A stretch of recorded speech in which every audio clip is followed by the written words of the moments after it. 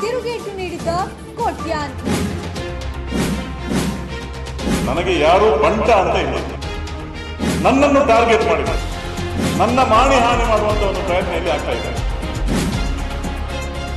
ತಪ್ಪು ಮಾಡಿದ್ದು ಸಮಿತ್ ರಾಜ್, ಟಾರ್ಗೆಟ್ ಮಾತ್ರ ಉಮಾನಾಥ್ ಕೋಟ್ಯಾನ್. ಸಮಿತ್ ಅವರ ಟಾರ್ಗೆಟ್ ಅಲ್ಲ, ಉಮಾನಾಥ್ ಕೋಟ್ಯಾನ್ ಅವರ ಟಾರ್ಗೆಟ್. ನಾನು ಪ್ರಾಮಾಣಿಕ ಜನಸೇವಕ, ರೌಡಿಯಲ್ಲ. ಮಾಜಿ ಸಚಿವರಿಗೆ ಟಾಂಗ್ ನೀಡಿದ ಕೋಟ್ಯಾನ್. ನಾನು ರೌಡಿ ಅಲ್ಲ, ನಾನೊಬ್ಬ ಪ್ರಾಮಾಣಿಕ ಜನರ ಸೇವಕ. ಪಪ್ಪು ನಡೆಸಿಕೊಂಡು ಅದರಲ್ಲಿ ಹುಡುಗಿಯರನ್ನು ಕುಣಿಸುವುದು ನಾನಲ್ಲ ಸರ್. ಶಾಸಕರು ಸುದ್ದಿಗೋಷ್ಠಿಯಲ್ಲಿ ಏನೆಂದು ಪ್ರತಿಕ್ರಿಯಿಸಿದರೆಂಬ ಕಂಪ್ಲೀಟ್ ಮಾಹಿತಿ ಎಂಟಿಬಿ ಲೈವ್ ಚಾನೆಲ್ನಲ್ಲಿ. ಈ ಪತ್ರಿಕಾಗೋಷ್ಠಿಗೆ ನಮ್ಮೆಲ್ಲ ಪತ್ರಿಕಾ ಮಾಧ್ಯಮ ಹಾಗೂ ದೃಶ್ಯ ಮಿತ್ರರಿಗೂ ಸ್ವಾಗತವನ್ನು ಬಯಸುತ್ತಾ, ಹಾಗೆ ನಮ್ಮ ಭಾರತೀಯ ಜನತಾ ಪಾರ್ಟಿ ಮುಖ್ಯಮಂತ್ರಿ ಕ್ಷೇತ್ರದ ಶಾಸಕರಾದ ಶ್ರೀ ಉಮಾನಾಥ್ ಕೋಟ್ಯಾನ್ ಇವರನ್ನು ಸ್ವಾಗತ ಮಾಡುತ್ತಾ, ಹಾಗೆ ನಮ್ಮ ಎಲ್ಲ ನಾಯಕರಿಗೂ ಸ್ವಾಗತಿಸುತ್ತಾ ಈ ಪತ್ರಿಕಾಗೋಷ್ಠಿಯನ್ನು ಮುಂದಕ್ಕೆ ಶಾಸಕರು ನಡೆಸಿಕೊಡಿದ್ದಾರೆ. ಒಂದು ತುರ್ತು ಪತ್ರಿಕಾಗೋಷ್ಠಿಯನ್ನು ಕರೆದಿದ್ದೇವೆ. ಇದರಲ್ಲಿ ನಮ್ಮ ಮಂಡಲದ ಅಧ್ಯಕ್ಷರಾದಂಥ ದಿನೇಶ್ ಪುತ್ರನ್, ನಮ್ಮ ಜಿಲ್ಲೆಯ ಉಪಾಧ್ಯಕ್ಷರಾದಂಥ ಸುನಿಲ್ ಆಳ್ವ, ಶಾಂತಿ ಪ್ರಸಾದ್ ಹೆಗ್ಡೆ ಅವರು, ಹಾಗೆಯೇ ನಮ್ಮ ನಾಯಕರಾದ ಈಶ್ವರ್ ಕಟೀಲ್ ಅವರು, ನಗರಾಧ್ಯಕ್ಷರಾದಂತಹ ಲಕ್ಷ್ಮಣ್ ಪೂಜಾರಿ ಅವರು, ನಮ್ಮ ಪ್ರಧಾನ ಕಾರ್ಯದರ್ಶಿಗಳಾದಂಥ ರಂಜಿತ್ ಪೂಜಾರಿ ಅವರು, ರೈತ ಮೋರ್ಚಾದ ಅಧ್ಯಕ್ಷರಾದಂಥ RK ಅವರು, ರಾಜೇಶ್ ಅವರು ಇದ್ದಾರೆ. ಸುಮಾರು ಒಂದು 15 ದಿನಗಳ ಹಿಂದೆ ಸಮಿತ್ ರಾಜ್ ದರೆಗುಡ್ಡೆ ಹಿಂದೂ ಜಾಗರಣ ವೇದಿಕೆಯ ಜಿಲ್ಲಾ ಸಂಯೋಜಕನ ಬಂಧನ ಆಗ್ತದೆ. ನಮಗೆಲ್ಲರಿಗೂ ಗೊತ್ತಿದೆ. ಕಾರಣ ಏನು ಅಂತ ಕೇಳಿದರೆ, 6 ತಿಂಗಳ ಹಿಂದೆ ಮೈಟ್ ಕಾಲೇಜಿನ ಬಳಿ ಒಂದು ಬಸ್ಸಿನ ಅಡಿಗೆ 2 ಮಹಿಳೆಯರು ಬಿದ್ದರು. ಬಿದ್ದ ಮೇಲೆ ಅಲ್ಲಿ ಸ್ವಲ್ಪ ಗಲಾಟೆ ಆಯಿತು, ಮಕ್ಕಳು ಕಲ್ಲು ಬಿಸಾಡ್ತಾರೆ, ಇದೆಲ್ಲ ಆಗಿ ಹೋಗಿದೆ 6 ತಿಂಗಳ ಹಿಂದೆ. ಅವರಿಗೊಂದು 5 ಲಕ್ಷ ರೂಪಾಯಿ ಪರಿಹಾರವನ್ನು ಆಮೇಲೆ ಬಂದಂಥ ಹಿಂದೂ ಜಾಗರಣ ವೇದಿಕೆಯ ನಾಯಕ ತೆಗೆದುಕೊಟ್ಟಿದ್ದಾನೆ. ಅದೆಲ್ಲ ಸ್ಟೇಷನಲ್ಲಿ ಆದಂಥ ವಿಷಯ. ಯಾವುದೋ ಒಂದು ಕಾರಣಕ್ಕೆ ಅವನನ್ನು 15 ದಿನಗಳಿಂದ ಅರೆಸ್ಟ್ ಆಗ್ತದೆ. ಹೇಳ್ತಾರೆ ಕಲ್ಲು ಬಿಸಾಡಿದ್ದಕ್ಕೆ ಅರೆಸ್ಟ್ ಆಗ್ತದೆ ಅಂತ ಹೇಳ್ತಾರೆ. ನಾವು ಸುದ್ದಿಯಲ್ಲಿ ಬೇರೆ ಬೇರೆ ಇದರಲ್ಲಿ ನೋಡ್ತೇವೆ. ಅರೆಸ್ಟ್ ಆಗಿ ಆ ಬಳಿಕ ಅವನ ಮೊಬೈಲನ್ನು ಕಿತ್ತುಕೊಂಡಾಗ ಅವನ ಮೊಬೈಲಲ್ಲಿ ಎಲ್ಲ ಬೇರೆ ಬೇರೆ ಬೇಡದ ಅಶ್ಲೀಲ ಚಿತ್ರಗಳಿವೆ ಅಂತ ಹೇಳಿಕೊಂಡು ಸುದ್ದಿ ಬರ್ತದೆ. ಪುನಃ ಅವನನ್ನು ಅರೆಸ್ಟ್ ಮಾಡ್ತಾರೆ. ಒಮ್ಮೆ ಬೇಲಾಗಿ ಪುನಃ ಅರೆಸ್ಟ್ ಮಾಡ್ತಾರೆ, ಆಮೇಲೆ ಪುನಃ ಬೇಲಾಗಿ ಬಿಡುಗಡೆಗೊಂಡಿದ್ದ. ಆದರೆ ಇಲ್ಲಿ ಪ್ರತಿಯೊಂದು ಸೋಷಿಯಲ್ ಮೀಡಿಯಾ ಇರ್ಬೋದು, ಪ್ರತಿಯೊಂದು ವಿಭಾಗಗಳಲ್ಲಿ ಬರುವಾಗ ಉಮಾನಾಥ್ ಕೋಟ್ಯಾನ್ ಅವರ ಬಂಟ ಅಂತ ಬರ್ತಾ ಇತ್ತು, ನನ್ನ ಫೋಟೋ ಹಾಕಿ. ಸೋಷಿಯಲ್ ಮೀಡಿಯಾಗಳಲ್ಲಿಯೂ ನನ್ನ ಫೋಟೋನ ಜೊತೆ ಆಗ್ತಾ ಇದ್ರು. ಪ್ರತಿಯೊಂದರ ವಿಷಯದಲ್ಲಿ ಉಮಾನಾಥ್ ಕೋಟ್ಯಾನ್ ಬಂಟ ಹಾಗೆ ಮಾಡಿದೆ, ಹೀಗೆ ಮಾಡಿದೆ, ಅದು ಮಾಡಿದೆ, ಇದು ಮಾಡಿದೆ ಅಂತ ಬಂತು. ನಾನು ಶಾಸಕನಾಗಿ 2ನೇ ಅವಧಿಗೆ 7 ವರ್ಷಗಳು ಕಳೀತಾ ಬಂತು. ನನಗೆ ಯಾರು ಬಂಟ ಅಂತ ಇಲ್ಲ. ಇಡೀ ಕ್ಷೇತ್ರದ ಜನ ಪಕ್ಷಭೇದ ಮೆರೆತು ಒಬ್ಬ ಜನಪ್ರತಿನಿಧಿ, ಒಬ್ಬ ಶಾಸಕ ಅಂತ ಹೇಳಿಕೊಂಡು ನಮ್ಮ ಹತ್ರ ಕೆಲಸ ಕಾರ್ಯಗಳಿಗೆ ಬರ್ತಾರೆ. ಅವರ ಕೆಲಸ ಆದರೆ ಮಾಡಿಸಿಕೊಡ್ತೇನೆ, ಆಗದಿದ್ದರೆ ನಾವು ಹೀಗೆ ಸಮಸ್ಯೆ ಏನು ಉಂಟು ಅದನ್ನು ಹೇಳ್ತೇವೆ. ಅದು ಬಿಟ್ಟು ನನಗೆ ಬಂಟ ಅಂತ ಯಾರೂ ಇಲ್ಲ. ಆದರೆ ನನ್ನ ಕಾರಲ್ಲಿ ಸಹ ನೀವು ನೋಡ್ಬೋದು, ಯಾವತ್ತೂ ನೋಡ್ಬೋದು, 7 ವರ್ಷದಿಂದ ಇವತ್ತಿನವರೆಗೆ ನಾನು ಬಿಟ್ಟರೆ ನನ್ನ ಡ್ರೈವರ್. ಒಂದು ವೇಳೆ ಮೂಡುಬಿದ್ರೆ ನನ್ನ ನಗರಕ್ಕೆ ಅಥವಾ ಈ ಭಾಗಕ್ಕೆ ಬಂದರೆ ಮಾತ್ರ ನನ್ನ ಆಪ್ತ ಸಹಾಯಕನನ್ನು ನನ್ನ ಕಾರಲ್ಲಿ ಕೂರಿಸ್ತೇನೆ ವಿನಃ ನನ್ನ ಕಾರಲ್ಲಿ ಯಾರನ್ನೂ ನಾನು ಕೂರಿಸುತ್ತಿಲ್ಲ. ಪ್ರತಿಯೊಬ್ಬ ಶಾಸಕನ ಜೊತೆ ಕಾರಲ್ಲಿ ತುಂಬ ಜನ ಇರ್ತಾರೆ, ಆದರೆ ನನ್ನ ಕಾರಲ್ಲಿ ಯಾರು ಇರುವುದಿಲ್ಲ. ಯಾಕೆಂತ ಹೇಳಿದ್ರೆ ನನಗೆ ಸಾಮಾನ್ಯರಂತೆ ಜೀವನ ಮಾಡಬೇಕು, ಸಾಮಾನ್ಯರಂತೆ ಜನರ ಸೇವೆ ಮಾಡಬೇಕು ಅಂತ ನನ್ನ ಅಪೇಕ್ಷೆ. ಈಗಾಗಲೇ ಪ್ರತಿಯೊಂದು ಹಂತದಲ್ಲಿಯೂ ಅವನನ್ನು ಬಿಟ್ಟು ನನ್ನನ್ನೇ ಟಾರ್ಗೆಟ್ ಮಾಡುವ ರೀತಿಯಲ್ಲಿ ಪ್ರತಿಯೊಂದು ಸೋಷಿಯಲ್ ಮೀಡಿಯಾ ಇರ್ಬೋದು, ಇನ್ನೊಂದು ಮತ್ತೊಂದರಲ್ಲೆಲ್ಲ ಬರ್ತಾ ಇದೆ. ಹಾಗಾಗಿ ಮೊನ್ನೆ ನಮ್ಮ ಬಳಿ ನಾನೊಬ್ಬ ಜನಪ್ರತಿನಿಧಿಯಾಗಿ ನಾನು ಬಂದದೇ ಪರಿವಾರ ಸಂಘಟನೆ ಹಿನ್ನೆಲೆ ಉಳ್ಳವ. ಹಿಂದೂ ಸಂಘಟನೆ ಅನೇಕ ಕಾರ್ಯಕರ್ತರು ಜವಾಬ್ದಾರಿಗಳವರು ನಮ್ಮ ಹತ್ರ ಬರ್ತಾರೆ. ಹಿಂದೂ ಸಂಘಟನೆಯ ಕಾರ್ಯಕರ್ತರು ಮಾಡುವಂತಹ ಒಳ್ಳೆಯ ಕೆಲಸಗಳಿಗೆ ಯಾವತ್ತೂ ನನ್ನ ಸಹಕಾರ ಇದೆ, ಬೆಂಬಲ ಇದೆ. ಸಂಘಟನೆಯ ಪರವಾಗಿ ಬರ್ತಾರೆ, ಬಜರಂಗ ದಳದವರು ಬರ್ತಾರೆ, ವಿಶ್ವ ಹಿಂದೂ ಪರಿಷತ್ನವರು ಬರ್ತಾರೆ, ಜಾಗರಣದವರು ಬರ್ತಾರೆ. ಪ್ರತಿಯೊಬ್ಬರು ನನ್ನ ಬಳಿಗೆ ಬಂದಾಗ ಹಿಂದೂ ಸಂಘಟನೆಯ ಕಾರ್ಯಕರ್ತರಿಗೆ ಅನ್ಯಾಯ ಆದಾಗ ಅವರಿಗೆ ಸಹಾಯ ಮಾಡೋದು ಒಬ್ಬ ಜನಪ್ರತಿನಿಧಿಯಾಗಿ, ಶಾಸಕನಾಗಿ ನನ್ನ ಕರ್ತವ್ಯ. ಇವತ್ತು ದನ ಕಳ್ಳತನ ಇರ್ಬೋದು, ಆಗ ಬಂದು ನಮ್ಮ ಹತ್ರ ಹೇಳಿದ್ರೆ ಅದಕ್ಕೂ ನಾವು ಸಹಕಾರ ಕೊಡ್ತೇವೆ. ಅಥವಾ ನಮ್ಮ ಸಮುದಾಯದ ಹೆಣ್ಣು ಮಕ್ಕಳಿಗೆ ಏನಾದರೂ ಅನ್ಯಾಯ ಆಯ್ತು ಅಂತ ಹೇಳಿದ್ರೆ ಅದಕ್ಕೂ ಅವರಿಗೆ ಸಹಕಾರ ಕೊಡ್ತೇವೆ. ವಿನಃ ಯಾರಾಗಿ ವೈಯಕ್ತಿಕವಾಗಿ ಯಾರಾದರೂ ಅವರವರ ಸ್ವಂತದ ಏನಾದರೂ ಅವರು ಕೆಟ್ಟ ಕೆಲಸ ಮಾಡಿದರೆ ಅಥವಾ ಬೇಡದ ಕೆಲಸ ಮಾಡಿದರೆ ಯಾವತ್ತೂ ನಾವು ಸಪೋರ್ಟ್ ಮಾಡಲಿಲ್ಲ, ಮಾಡುವುದೂ ಇಲ್ಲ. ಇವತ್ತಿನವರೆಗೆ ನಾನು ಮಾಡಲಿಲ್ಲ. ನೀವು ಯಾವುದೇ ಸ್ಟೇಷನಲ್ಲಿ ಯಾವುದೇ ಕಮಿಷನರ್ ಹತ್ರ, ಯಾವುದೇ ACP ಅವರ ಹತ್ರ ಕೇಳಿ, ಇವತ್ತಿನವರೆಗೆ ಒಬ್ಬ ವೈಯಕ್ತಿಕ ನಮ್ಮ ಸಂಘಟನೆಯಿರ್ಬೋದು, ಪಾರ್ಟಿಯವಿರ್ಬೋದು, ಅವನ ವೈಯಕ್ತಿಕ ಕೆಟ್ಟ ಕೆಲಸ ಮಾಡಿದಾಗ ಯಾವತ್ತೂ ನಾವು ಸಪೋರ್ಟ್ ಮಾಡಲಿಲ್ಲ, ಮಾಡುವುದೂ ಇಲ್ಲ. ಹಾಗಾಗಿ ನನ್ನ ತೇಜೋವಧೆ ಮಾಡಬೇಕು ಒಂದೇ ಒಂದು ಕಾರಣಕ್ಕೆ ನನ್ನ ಫೋಟೋವನ್ನು ಹಾಕಿ ಸಮಿತ್ ರಾಜ್ ದರಗುಡ್ಡೆಯ ಬಂಟ ಉಮನಾಥ್ ಕೋಟಿ ಅನ್ನರ ಬಂಟ ಸಮಿತ್ ರಾಜ್ ದರಗುಡ್ಡೆ ಅಂತ ಹೇಳಿಕೊಂಡು ಅಪಪ್ರಚಾರ ಮಾಡ್ತಾ ಇದ್ದಾರೆ. ನನಗೂ ಕಾನೂನು ಕ್ರಮ ತೆಕ್ಕೊಳ್ಬೋದಿತ್ತು, ಆದರೂ ನಾನು ಸಹನೆಯಿಂದ ನಿಂತೆ. ಮೊನ್ನೆ ತಾನೇ ಒಂದು ಪ್ರತಿಭಟನೆ ಇಲ್ಲಿ ಆಯಿತು. ಪ್ರತಿಭಟನೆ ಆಗುವಾಗ ಅಲ್ಲಿ ಕೇಂದ್ರ ಬಿಂದು ಯಾರು ಅಂತ ಕೇಳಿದ್ರೆ ಇಲ್ಲಿಯ ಸ್ಥಳೀಯ ಶಾಸಕ ಉಮನಾಥ್ ಕೋಟ್ಯ ನನ್ನನ್ನು ಟಾರ್ಗೆಟ್ ಮಾಡಿದರು. ಅವನ ಮೊಬೈಲನ್ನು ಸೀಸ್ ಮಾಡಿದ್ದಾರೆ, ಮೊಬೈಲಲ್ಲಿ ಬೇರೆ ಬೇರೆ ಅಶ್ಲೀಲ ಚಿತ್ರಗಳಿವೆ, ವಿಡಿಯೋಗಳಿದೆ, ಅದು ಇದೆ ಇದು ಅಂತ ಅದನ್ನು ಅವರು ಒತ್ತಾಯ ಮಾಡ್ತಾ ಇದ್ರು SITಗೆ ಕೊಡಬೇಕು ಅಂತ. ಅವರದೇ ಸರ್ಕಾರ, ಅವರು ಯಾರನ್ನು ಒತ್ತಾಯ ಮಾಡೋದು? ನನ್ನ ಸಂಪೂರ್ಣ ಬೆಂಬಲ ಇದೆ ಅವರು SITಗೆ ಕೊಡುವುದಕ್ಕೆ, ಸಂಪೂರ್ಣ SITಗೆಲ್ಲ NIಗೆಲ್ಲ CBIಗೆ ಕೊಡುವುದಿದ್ರು ನನ್ನ ಸಂಪೂರ್ಣ ಬೆಂಬಲ ಅದಕ್ಕೆ ಇದೆ. ದಯವಿಟ್ಟು ಅದನ್ನು ಕೊಡಿ. ಯಾಕೆಂತ ಹೇಳಿದ್ರೆ ನನ್ನ ಒಂದು ತೇಜೋವಧೆ ಮಾಡುವಂಥ ಪ್ರಯತ್ನ ಇಲ್ಲಿ ಆಗ್ತದೆ, ನನ್ನ ಮಾಣಿಹಾನಿ ಮಾಡುವಂಥ ಒಂದು ಪ್ರಯತ್ನ ಇಲ್ಲಿ ಆಗ್ತಾ ಇದೆ. ನನಗೆ ಯಾವುದೇ ಹೆದರಿಕೆ ಇಲ್ಲ. ನಾನು ಪ್ರಾಮಾಣಿಕವಾಗಿ ಸ್ವಚ್ಛ ಆಡಳಿತ ಕೊಟ್ಟು ಬರುವಂಥ ಜನರ ಪಕ್ಷ ಭೇದ ಮರೆತು ಇವತ್ತಿನವರೆಗೆ ಕೆಲಸ ಮಾಡಿದ್ದೇನೆ. ಇವತ್ತು ನಿಮ್ಮನ್ನು ಕರೆದು ನಾನು ಮಾತಾಡಲಿಕ್ಕೆ ಒಂದು ಕಾರಣ ಏನಂತ ಕೇಳಿದ್ರೆ, ನನ್ನ ಕ್ಷೇತ್ರದ ಜನತೆಯಲ್ಲಿ ಕೆಲವು ಗೊಂದಲಗಳಿವೆ. ಇವರು ಹೀಗೆ ಹೇಳ್ತಾರೆ, ಹಾಗೆ ಹೇಳ್ತಾರೆ, ಹೀಗೆ ಮಾಡ್ತಾರೆ ಅಂತ ನನ್ನ ಕಾರ್ಯಕರ್ತರಿಗೆ, ನನ್ನ ಸಂಘಟನೆಗೆ, ನಮ್ಮ ಇಡೀ ಕ್ಷೇತ್ರದ ಜನತೆಗೆ ಸತ್ಯ ಸಂಗತಿಯನ್ನು ನಿಮ್ಮ ಮೂಲಕ ನಾನು ತಿಳಿಸಲಿಕ್ಕೆ ಇವತ್ತು ನಿಮ್ಮನ್ನು ಕರೆದಿದ್ದೇನೆ. ನಾನು ಪರಿಶುದ್ಧವಾಗಿದ್ದೇನೆ, ಅತ್ಯ ಸ್ವಚ್ಛವಾಗಿದ್ದೇನೆ. ನಾನೊಬ್ಬ ಪ್ರಾಮಾಣಿಕ ಜನರ ಸೇವಕ. ನಾನು ರೌಡಿ ಅಲ್ಲ.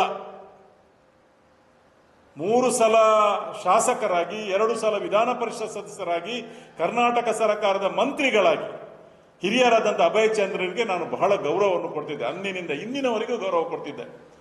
ಆದರೆ ನಾನೊಬ್ಬ ಸೇವಕನಾಗಿ, ಜನಸೇವಕನಾಗಿ ಅವರಿಗೆ ಗೌರವ ಕೊಡ್ತಿದ್ದೆ. ಮೊನ್ನೆ ಅವರು ಬಹಳ ದೊಡ್ಡ ಸ್ವರದಿಂದ ನಾನೇ ಮೂಡುಬಿದ್ರೆಯಲ್ಲಿ ರೌಡಿ, ನನ್ನಿಂದ ಮೇಲೆ ರೌಡಿ ಯಾರಿದ್ದಾರೆ ಇಲ್ಲಿ, ಮೂಡುಬಿದ್ರೆಯಲ್ಲಿ ನಾನೇ ರೌಡಿ ಅಂತ ಹೇಳಿದರು. ತೊಂದರೆ ಇಲ್ಲ, ಅವರು ರೌಡಿ ಅಂತ ಅವರ ಬಾಯಿಂದಲೇ ಅವರು ಜನತೆಗೆ ತಿಳಿಯಪಡಿಸಿದ್ರು. ಆದರೆ ನಾನಲ್ಲ. ನಾನೊಬ್ಬ ಜನರ ವಿನಮ್ರತೆಯ ಜನಸೇವಕ. ನನ್ನನ್ನು ಜನರ ಕೆಲಸ ಮಾಡಲಿಕ್ಕೆ, ಜನರ ಯೋಗಕ್ಷೇಮ ನೋಡಲಿಕ್ಕೆ ಅಥವಾ ಅವರ ಸಮಸ್ಯೆಗಳಿಗೆ ಪರಿಹಾರವನ್ನು ಕೊಡಲಿಕ್ಕಾಗಿ ನನ್ನನ್ನು ಆಯ್ಕೆ ಮಾಡಿದ್ದಾರೆ ಅಂತ ನನಗೆ ಗೊತ್ತು. ಯಾವತ್ತೂ ನನ್ನ ಕ್ಷೇತ್ರದ ಜನತೆಯ ತಲೆ ತಗ್ಗಿಸುವಂಥ ಕೆಲಸವನ್ನು ನಿಮ್ಮ ಶಾಸಕ ಉಮನಾಥ್ ಕೋಟ್ಯ, ನಿಮ್ಮ ಸೇವಕ ಯಾವತ್ತೂ ಮಾಡುವುದಿಲ್ಲ, ಮಾಡಲಿಕ್ಕೆ ಕಾರಣನೂ ಇಲ್ಲ. ಹಾಗಾಗಿ ನೀವು ಯಾವುದೇ ತನಿಖೆಗೆ ಇದನ್ನು ಕೊಟ್ಟರು, ಆ ಸಮಿತ್ ರಾಜ್ ದರಗುಡ್ಡೆಯ ಮೊಬೈಲನ್ನು ನಾನದಕ್ಕೆ ಮತ್ತು ನನ್ನ ಪಕ್ಷ ಅದಕ್ಕೆ ಸಂಪೂರ್ಣವಾದ ಬೆಂಬಲವನ್ನು ನಾವು ಕೊಡ್ತೇವೆ. ದಯವಿಟ್ಟು ನೀವು ಕೊಡಿ ಅಂತ ನಿಮ್ಮ ಹತ್ರ ನಾನು ಕೇಳಿಕೊಳ್ತಾ ಇದ್ದೇನೆ. ಈಗಾಗಲೇ ಭಾರಿ ಬೊಬ್ಬೆ ಹಾಕಿದ್ರು ಯಾರು, ನಮ್ಮ KPCC ಪ್ರಧಾನ ಕಾರ್ಯದರ್ಶಿ ಮಿಥುನ್ ರೈ ಅವರು. ನಾನು ಭಾರಿ ಸಾಚ ಉಮನಾಥ್ ಕೋಟ್ಯನ ಕೆಟ್ಟವ ಅಂತ ಭಾರಿ ಬೊಬ್ಬೆ ಹಾಕಿದ್ರು. ತೊಂದರೆ ಇಲ್ಲ, ಹಾಕ್ಲಿ. ಅಲ್ಲಿ ನಮ್ಮ ಒಂದು ಪ್ರತಿಷ್ಠಿತ ಕಾಲೇಜಿನ ಎದುರುಗಡೆ ಪಬ್ಬು ನಡೆಸಿಕೊಂಡು ಅದರಲ್ಲಿ ಹುಡುಗಿಯರನ್ನು ಕುಣಿಸುವುದು ನಾನಲ್ಲ ಸ್ವಾಮಿ, ನಾನಲ್ಲ. ಇವತ್ತು ಅವರು ಬರುವುದು, ಅವರ ಗಾಡಿಯಲ್ಲಿ 4-5 ಜನರನ್ನು ಕೂರಿಸಿಕೊಂಡು ಬರುವುದು, ಅವರನ್ನ ಗೂಂಡಾಗಳ ರೀತಿಯಲ್ಲಿ ಕರ್ಕೊಂಡು ಬರುವುದು ನಾನಲ್ಲ, ಅವರು. ಆದ್ದರಿಂದ ದಯವಿಟ್ಟು ನಿಮ್ಮ ಸ್ವಭಾವ ನಮ್ಮಲ್ಲಿಲ್ಲ, ನಿಮ್ಮ ಸ್ವಭಾವ, ನಿಮ್ಮ ಗುಣ ನನ್ನ ಹತ್ರ ಇಲ್ಲ. ನನಗೆ ಗೊತ್ತಿದ್ದೆ, ನಾನೊಬ್ಬ ಜನಸಾಮಾನ್ಯರಿಗಾಗಿ ಆಯ್ಕೆ ಆಗಿದ್ದೇನೆ, ಜನರ ಸೇವೆ ಮಾಡಬೇಕು ಅಂತ ಆಯ್ಕೆ ಆಗಿದ್ದೇನೆ.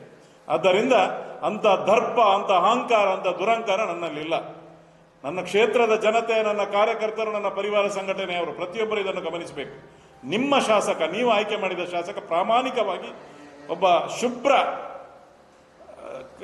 ಕೆಲಸ ಮಾಡ್ತಾ ಇದ್ದೇನೆ ನಾನು. ಆದ್ದರಿಂದ ಈ ಅಪಪ್ರಚಾರಗಳಿಗೆ ನೀವು ಕಿವಿ ಕೊಡಬೇಡಿ.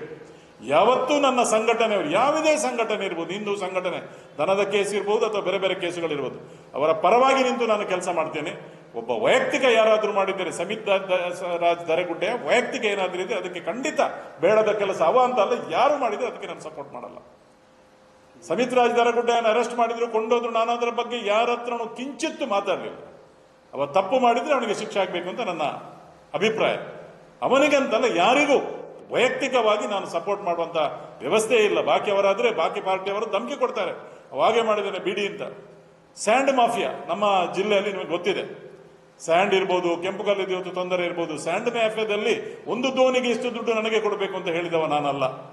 ಇವತ್ತಿನವರೆಗೆ ಒಂದೇ ಒಂದು, ಹಿಂದೆ ಕಾಂಗ್ರೆಸ್ ಸರ್ಕಾರ ಇರುವಾಗಲೂ ಅವರು ಹೇಳ್ತಾರೆ, ಕೆಲವು ಅಲ್ಪಸಂಖ್ಯಾತ ಬಂಧುಗಳು ಹೇಳ್ತಾರೆ, ಉಮನಾಥ್ ಕೋಟ್ಯಾನ್ ಇರುವಾಗ, BJP ಸರ್ಕಾರ ಇರುವಾಗ ನಮ್ಮ ಹತ್ರ ಏನು ನಮಗೆ ತೊಂದರೆ ಆಗಲಿಲ್ಲ, ಈಗ ತೊಂದರೆ ಆಯಿತು ಅಂತ ಅವ್ರು ಹೇಳ್ತಾರೆ.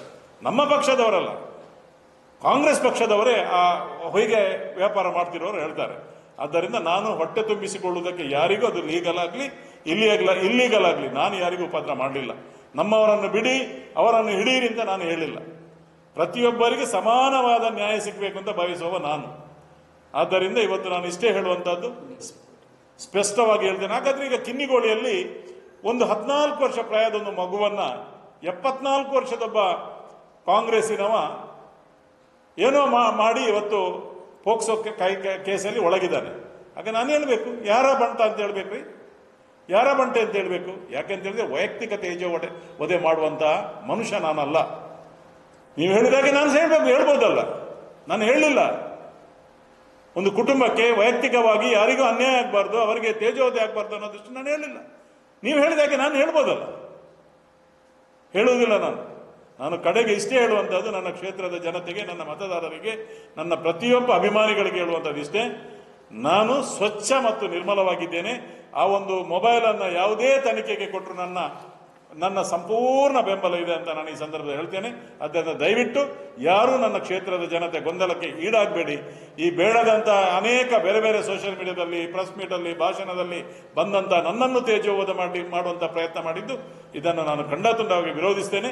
ಯಾರಿಗೂ ಇಂಥದ್ದನ್ನು ಮಾಡಲಿಕ್ಕೆ ಹೋಗಬೇಡಿ. ಯಾಕೆಂತ ಹೇಳಿದರೆ ನಾನು ಇದಕ್ಕೆ ಮುಂದಿನ ದಿನಗಳಲ್ಲಿ ನಾನು ನಮ್ಮ ಹಿರಿಯರ ಹತ್ರ ಮತ್ತು ಸಂಬಂಧಪಟ್ಟಂತ ಹಿರಿಯ ವಕೀಲರ ಹತ್ರ ಚರ್ಚೆ ಮಾಡಿ ಮುಂದಿನ ದಿನಗಳಲ್ಲಿ ನಾನು ಏನು ಕ್ರಮ ಕೈಗೊಳ್ಳಬೇಕು ಅದನ್ನು ಕೈಗೊಳ್ಳುವಂತ ಒಂದು ಕ್ರಮವನ್ನು ನಾನು ತಗೊಳ್ತೇನೆ. ನಾನು ಪರಿಶೀಲಿಸಿ ಚರ್ಚೆ ಮಾಡಿ ಮುಂದೆ ಏನು ಮಾಡಬೇಕು ಅಂತ ಹೇಳಿಕೊಂಡು ನಾನು ಮುಂದೆ ಹೆಜ್ಜೆ ಇಡ್ತೇನೆ ಅಂತ ಈ ಸಂದರ್ಭದಲ್ಲಿ ಹೇಳಲಿಕ್ಕೆ ಇಷ್ಟಪಡ್ತೇನೆ. ತಪ್ಪು ಮಾಡಿದವ ಯಾರು ಅಂತ ಹೇಳಿದ್ರೆ ಅರೆಸ್ಟ್ ಆದವ ಸಮಿತ್ ಅವರ ಟಾರ್ಗೆಟ್ ಅಲ್ಲ, ಉಮಾನಾಥ್ ಕೋಟ್ಯಾನವರ ಟಾರ್ಗೆಟ್. ಉಮಾನಾಥ್ ಕೋಟ್ಯಾನ್ ಒಳ್ಳೆ ಕೆಲಸ ಮಾಡ್ತಾರೆ, ಒಳ್ಳೆ ಹೆಸರಿದೆ, ಅವರ ಹೆಸರನ್ನು ಕೆಡಿಸಬೇಕು, ಅವರನ್ನ ಇಲ್ಲಿ ನೇರವಾಗಿ ಬನ್ನಿ. ರಾಜಕೀಯದಲ್ಲಿ ಏನಿದ್ರು ನೇರವಾಗಿ ಬನ್ನಿ. ನಿಮ್ಮ ಪಾರ್ಟಿ ಇದೆ, ನನ್ನ ಪಾರ್ಟಿ ಇದೆ, ನನ್ನ ಕಾರ್ಯಕರ್ತರಿದ್ದಾರೆ, ನಿಮ್ಮ ಕಾರ್ಯಕರ್ತರು, ನೇರವಾಗಿ ನಾವು ಹೋರಾಟ ಮಾಡುವ. ಅದು ಬಿಟ್ಟು ಹಿಂಬಾಗಿಲಿನಿಂದ ಬಂದು ಹೇಗೋ ನಮ್ಮನ್ನು ಓಡಿಸಬೇಕು ಅಂತ ನೀವು ನೋಡಿದ್ರೆ ಖಂಡಿತವಾಗಿ ಅದು ನಮ್ಮ ಕ್ಷೇತ್ರದ ಜನತೆ ಅದನ್ನು ಒಪ್ಪುವುದಿಲ್ಲ. ಅವರಿಗೆ ಸರಿಯಾಗಿ ಉಮಾನಾಥ್ ಕೋಟ್ಯಾನ್ ಏನು ಅಂತ ಗೊತ್ತಿದೆ.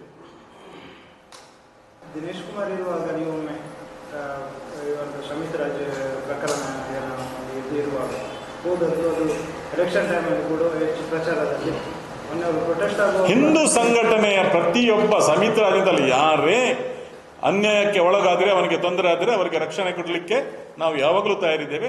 ಅವತ್ತು ಅವನ ತಪ್ಪಿರಲಿಲ್ಲ, ಅವನನ್ನು ಬಿಡಿಸಿ ಲಾಯರ್ ಜಾಮೀನು ಆದ ಮೇಲೆ ನಾವು ಕರ್ಕೊಂಡು ಬಂದ್ವಿ. ಏನು ಸ್ಟೇಷನ್ನಿಂದ ಹೊಡೆದು ಆರೋಪಿ ಅಂತ ಹೇಳಿಕೊಂಡು ನಾನು ಹೇಳ್ಕೊಂಡು ಬರಲಿಲ್ಲ. ಜಾಮೀನಾದ ಮೇಲೆ ಕಾನೂನು ಪ್ರಕಾರ ನಾನು ಕರ್ಕೊಂಡು ಬಂದಿದ್ದೇನೆ. ಕಾನೂನನ್ನು ಉಲ್ಲಂಘನೆ ಎಲ್ಲಿಯೂ ಮಾಡಲಿಲ್ಲ.